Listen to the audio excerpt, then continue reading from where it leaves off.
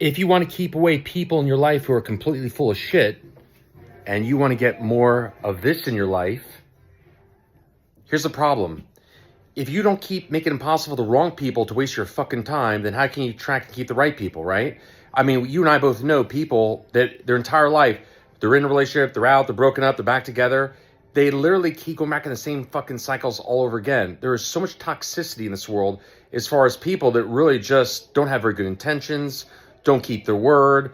But again, here's the problem. If you don't have a practical way to keep away the riffraff, keep away people that waste your time and fucking energy, well, how the fuck can you attract and keep the right people? How can you attract this in your life unless you make it impossible for the wrong people? Now, I know what you're thinking, Lance. Easier said than done.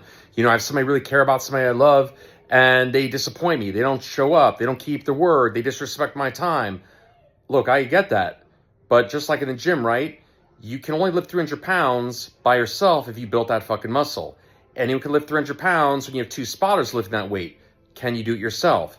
If you want to be able to hold your boundaries, you have to dress your brain for what it is, a different kind of muscle. Listen, I work with people at every continent but Antarctica.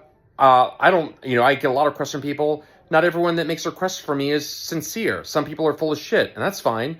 In the end, they're only fooling themselves because they'll find out very quickly I don't give them a second chance. It's like you waste my time the first time, then you don't get a second time. That's just the way it goes.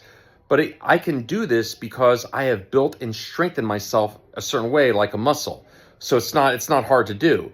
You can only speak how you feel. Now, I'll give you a little analogy here so you really understand here. Before you start doing any kind of deep dive analysis on why you can't hold your boundaries, I'm going to simplify it for you. If you had a crappy job with a crappy boss, but you had millions of dollars in your bank account, you're not going to stay there because your financial bank account is filled. You wouldn't go all of a sudden start doing deep dive, counseling, therapy, inner child work sessions. That'd be a fucking bunch of nonsense. Because your financial bank account is full, you wouldn't stay at that job for very long. Here's the problem.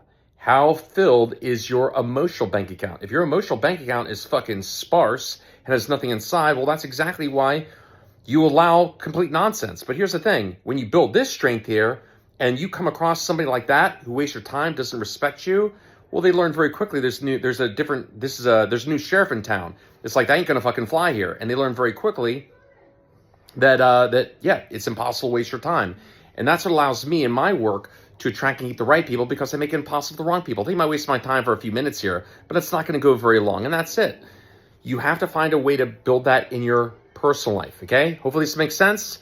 You don't need to do inner child work, just learn how to strengthen and condition your brain.